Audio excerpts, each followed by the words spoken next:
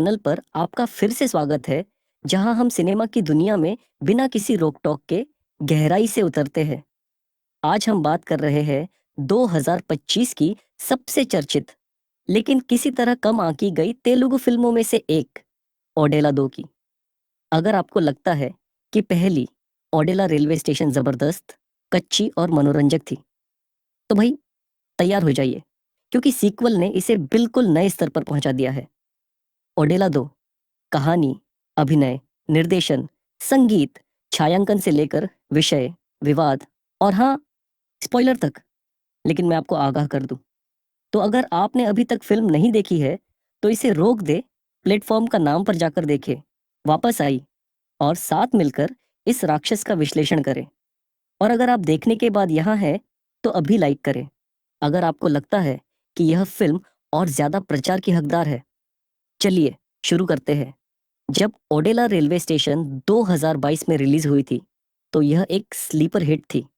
अशोक तेजा द्वारा निर्देशित और हेबा पटेल तथा वशिष्ठ एन सिम्हा अभिनीत यह एक गंभीर गांव आधारित क्राइम थ्रिलर थी, जिसमें अलौकिक पृष्ठभूमि थी और जिसने दर्शकों को झकझोर कर रख दिया। यह कोई बड़े बजट की ब्लॉकबस्टर नहीं थी, लेकिन इसमें जान थी। इसलिए जब उन्होंने ओडेला 2 की घोषणा की, तो मैंने सोचा, रुको, सीक्वल? आप इसे आगे कैसे बढ़ाएंगे? मैं सामान्य उम्मीदों के साथ थिएटर गया था, शायद पैसे कमाने के लिए, शायद एक रिहैब के साथ। लेकिन दोस्त, मैं गलत था। यह फिल्म सिर्फ एक सीक्वल नहीं है, यह एक विकास है। यह ज्यादा डार्क, ज्यादा स्मार्ट, ज्यादा भावुक और हाँ, ज्यादा हिंसक है। और मैं ऐसा सिर्फ इसलिए नहीं कह रहा क्योंकि मैं तेलुगु सिनेमा का प्रशंसक हूँ। इस फिल्म ने अपनी जगह बनाई है। चलिए कहानी से शुरू करते हैं। कोई स्पॉइलर नहीं, मैं वादा करता हूँ। ओडेला 2 पहली फिल्म की घटनाओं के कुछ साल बाद शुरू होती है।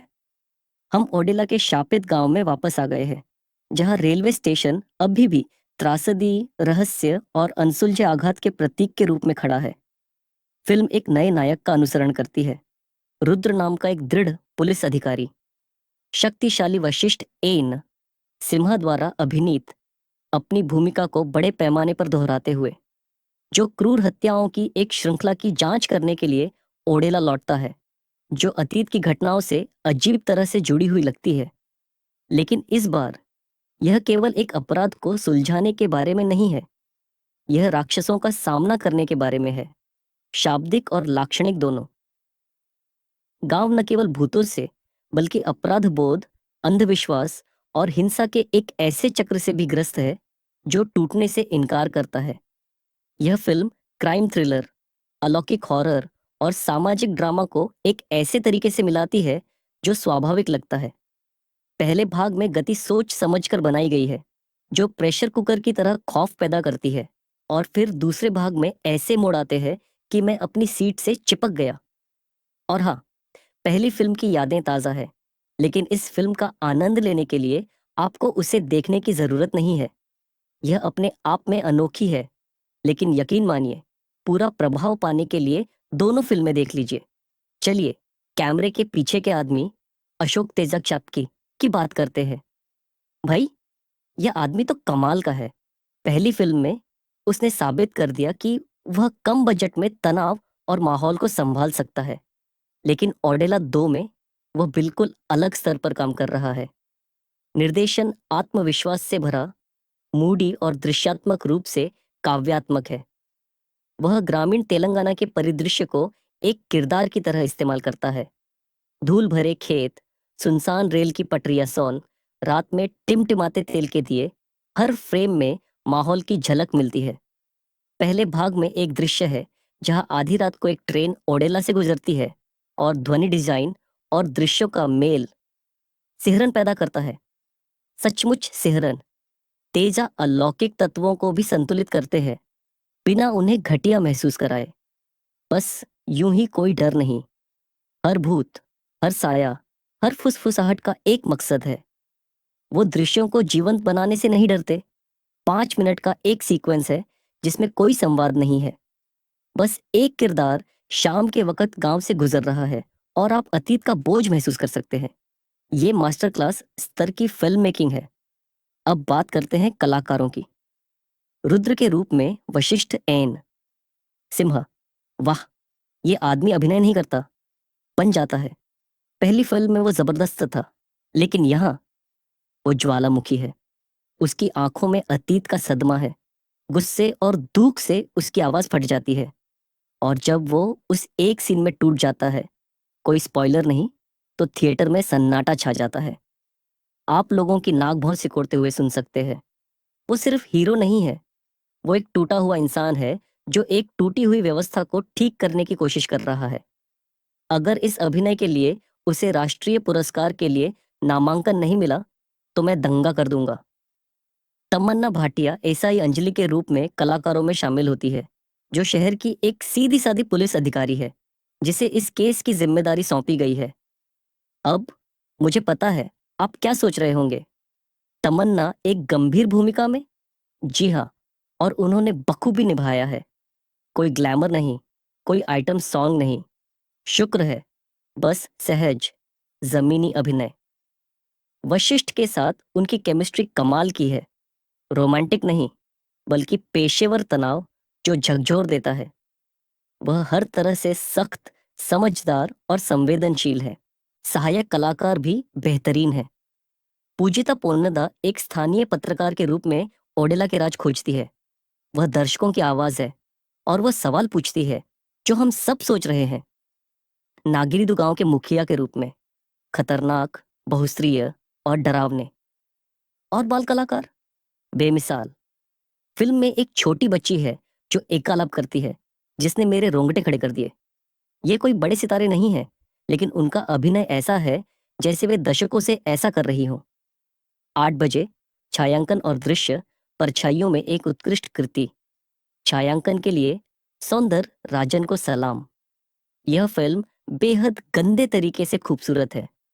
उन्होंने प्राकृतिक रोशनी का इस्तेमाल किसी चित्रकार की तरह किया है। खेतों के सुनहरे घंटे के दृश्य, पूछताछ के दृश्यों के लिए कड़ी दोपहर की धूप, और सिर्फ मशालों और चांदनी से जगमगाती घनी रातें। रंगों का पैलेट फीका, मिट्टी जैसा है, भूरा, स्लेटी, रक्त लाल। यह सुंदर नहीं है, यह असली है। एक वीरान मंदिर में एक दृश्य है जहां कैमरा पात्रों के चारों ओर घूमता है जब वे एक अनुष्ठान स्थल की खोज करते हैं। और फ्रेमिंग, शेफ का चुंबन, वीएफएक्स न्यूनतम लेकिन प्रभावी है। अलौकिक तत्व व्यावहारिक रूप से प्रमुख है। धुआं, परछाइयां, व्यावहारिक रक्त, सीजीआई केवल वही जहां अत्यंत आवश्यक है। कोई अतिरंजित भूत प्रभाव नहीं। ऐसा लगता है जैसे द कॉन्ज्यूरिंग और रत्सासन का मिलन, एक सांस्कृतिक मोड के साथ जमीनी स्तर का हॉरर। 10 बजे संगीत और ध्वनि डिजाइन काल भैरव डिलीवर्स। काल भैरव का बैकग्राउंड स्कोर इस फिल्म की रीढ़ है। यह व्यक्ति एक किंवदंती है। पहली फिल्म में वह भयावह ऑडेला थीम थी, और यहाँ वह इसे कुछ अधिक गहरे, अधिक ऑर्केस्ट्रा में विकसित करता है। ऐसे क्षण आते हैं जब स्कोर पूरी तरह से गायब हो जाता है और आपको बस हवा, दूर से आती ट्रेन या कुत्ते के भौंकने की आवाज सुनाई देती है, और यह डरावना है। साउंड डिजाइन टीम एक पुरस्कार की हकदार है। हर चरमराहट, हर कदम, हर फुसफुसाहट बिल्कुल स्पष्ट है। गाने केवल 2 ही हैं, और वे बिल्कुल सही जगह पर हैं। एक गांव के उत्सव के दौरान एक लोक भक्ति गीत है। यह कोई गीत क्रम नहीं है, यह कहानी का एक हिस्सा है। दूसरा एक मोन्टाज ट्रैक है जो एक महत्वपूर्ण जांच दृश्य के दौरान बजता है। कोई लिपसिंक नहीं, कोई नृत्य नहीं, बस मूड। काल भैरव समझते हैं कि एक थ्रिलर में कम ही ज्यादा है। 12 बजे विषय और सामाजिक टिप्पणी। अब गहराई में उतरते हैं। ओडेला 2 सिर्फ एक थ्रिलर नहीं है, यह समाज का एक आईना है। यह फिल्म अंधविश्वास बनाम तर्कशीलता, जातिगत गतिशीलता, पुलिस भ्रष्टाचार और ग्रामीण भारत में हिंसा के चक्र को दर्शाती है। यह कठिन सवाल पूछती है, क्या भय पर आधारित व्यवस्था में न्याय संभव है? परंपरा कब उत्पीड़न में बदल जाती है? चुप्पी की कीमत कौन चुकाता है? एक युवा लड़की पर जादू टोने का आरोप लगने की एक उपकथा है। यह दिल दहला देने वाली है और सच्ची घटनाओं पर आधारित है। फिल्म उपदेश नहीं देती, यह दिखाती है। यह पात्रों को बहस करने, असफल होने और पीड़ित होने देती है। और अंत, कोई स्पॉइलर नहीं, लेकिन यह सुखद नहीं है, यह ईमानदार है। ऐसे समय में जब हर फिल्म एक हीरो के भाषण और एक स्थिर मुस्कान के साथ खत्म होती है, ओडेला 2 कहती है, नहीं, कुछ जख्म कभी नहीं भरते। 15 मिनट, स्पॉइलर चेतावनी, सावधानी से आगे बढ़े। ठीक है दोस्त, स्पॉइलर चेतावनी।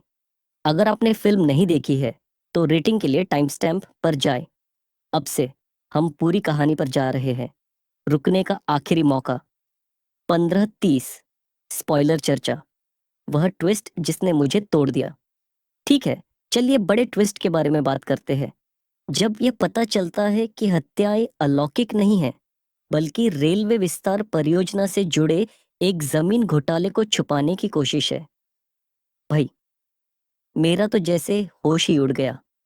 फिल्म पहले आधे हिस्से में आपको यह यकीन दिलाती है कि यह एक भूतिया कहानी है, और फिर यह दिखाने के लिए पर्दे के पीछे से पर्दा उठाती है कि इंसान का लालच ही असली राक्षस है।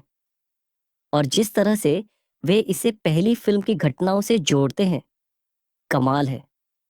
भूत के दर्शन ड्रग्स और मनोवैज्ञानिक हेरफेर का इस्तेमाल करके रचे गए थे।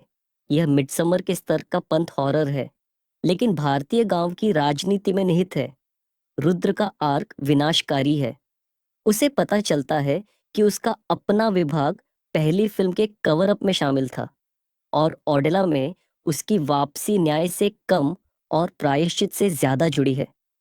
वह दृश्य जहां वह बारिश में अपने पूर्व गुरु नागिनीदू द्वारा अभिनीत से भिड़ता है, पृष्ठभूमि में ट्रेन की सीटी के साथ, मेरी आंखों में आंसू आ गए।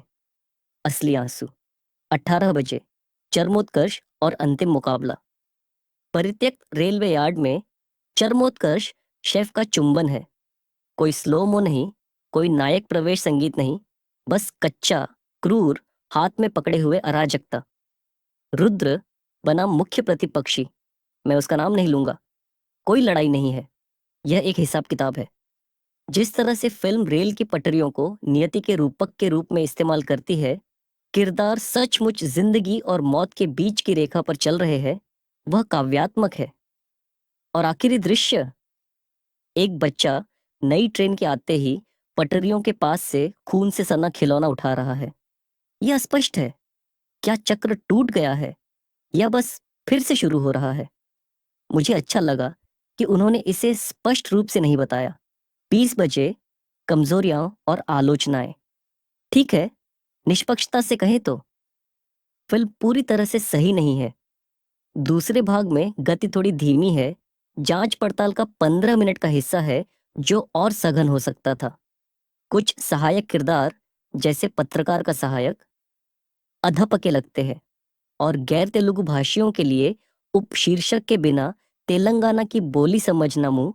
2025 की तेलुगु थ्रिलर जिसने इंटरनेट पर धूम मचा दी है, थिएटर भरे हुए हैं, और क्रिटिक्स इसे या तो मास्टरपीस कह रहे हैं या बकवास। मैं अभी हैदराबाद में पीवीआर में शाम 7 बजे का शो देखकर निकला।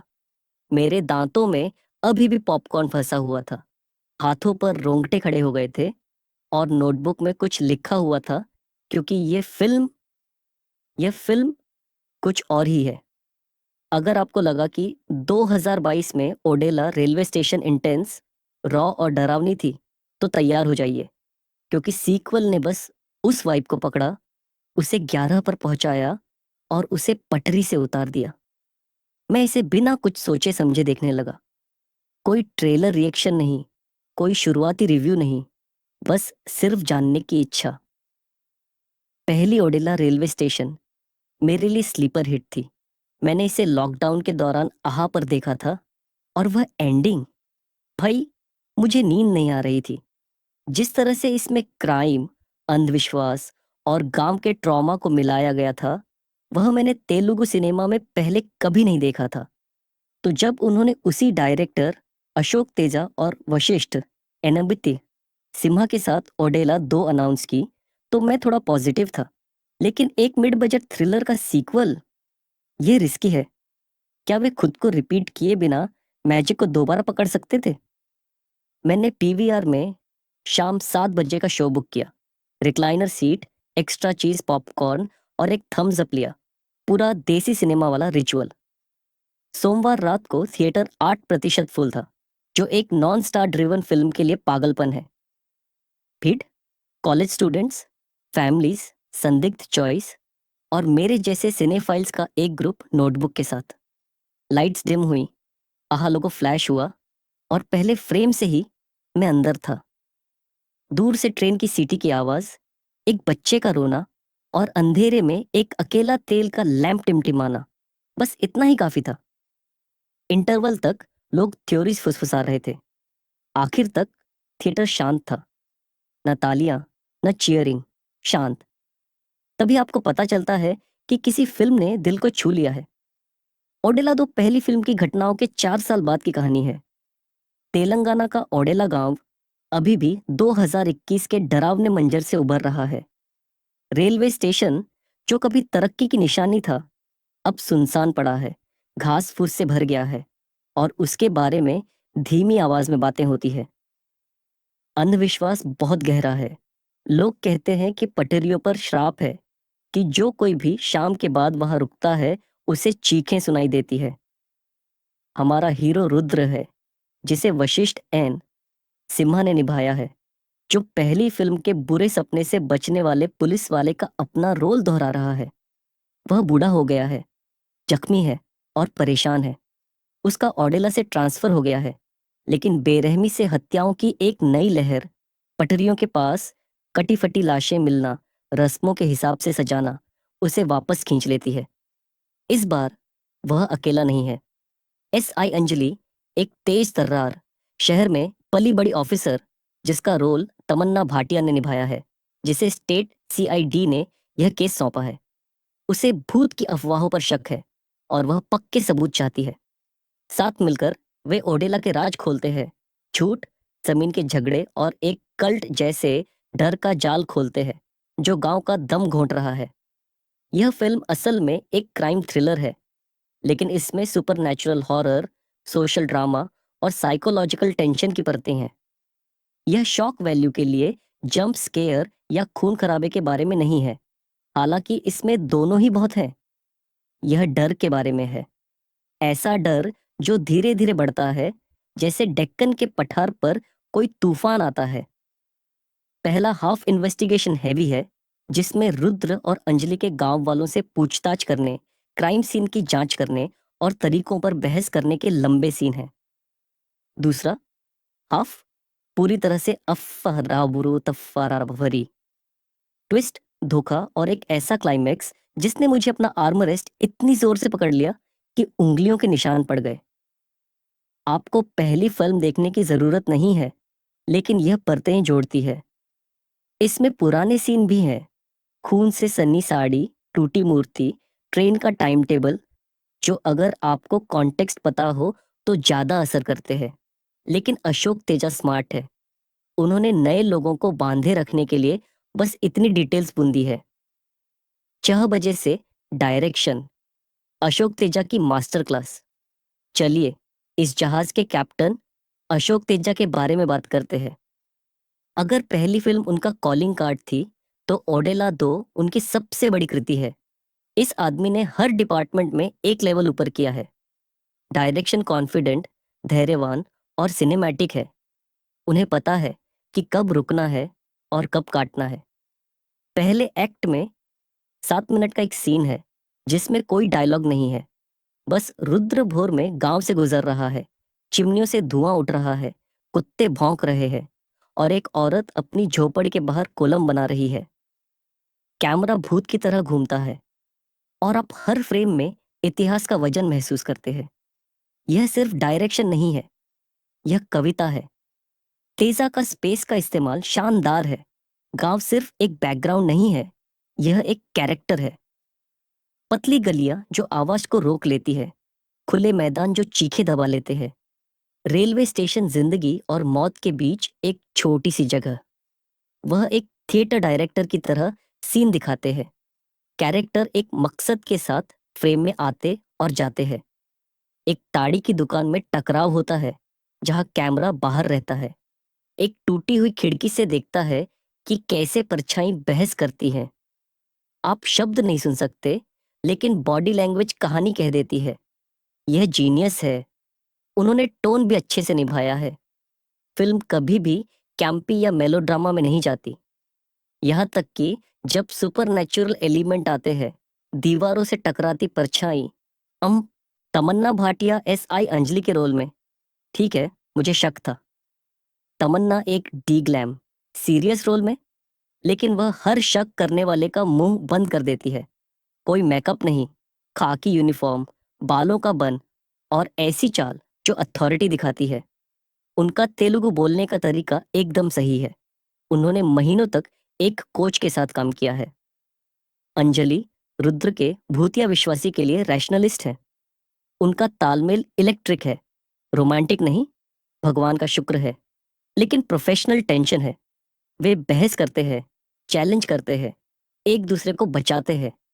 एक सीन है जहां अंजलि रुद्र को पैनिक अटैक से बाहर निकालने के लिए थप्पड़ मारती है। यह आवाज थिएटर में गूंजती है। उस पल तमन्ना की आंखें स्टील। सपोर्टिंग कास्ट सोने की खान है। पूजिता पोन्नदा मीना के रोल में एक लोकल जर्नलिस्ट। वह ऑडियंस की प्रॉक्सी है, क्यूरियस, बहादुर और बेफिक्र। गांव के बच्चों के साथ उनके सीन दिल को छूने वाले और दिल तोड़ने वाले हैं। नागिनीडू सरपंच वीरन्ना के रोल में यह आदमी डरावना है। वह कोई कार्टून विलेन नहीं है, वह सिस्टम का प्रोडक्ट है। गांव की रक्षा के बारे में उसके मोनोलॉग ने मुझे सिहरन पैदा कर दी। राजा रविंद्र एक करप्ट SI के रोल में, घिनौना, बेचारा और असली। और चाइल्ड एक्टर्स, खासकर छोटी सिरी लक्ष्मी के रोल में, एक लड़की जिस पर जादू टोना करने का आरोप है। देवता हमसे नफरत क्यों करते हैं के बारे में उसके मोनोलॉग ने बड़े बड़े आदमियों को रुला दिया। ये स्टार्स नहीं है, ये एक्टर्स है। 15 मिनट सिनेमेटोग्राफी, धूल और खून में एक विजुअल दावत। सौंदर राजन की सिनेमेटोग्राफी आर्ट है। यह फिल्म सबसे डरावने तरीके से शानदार है।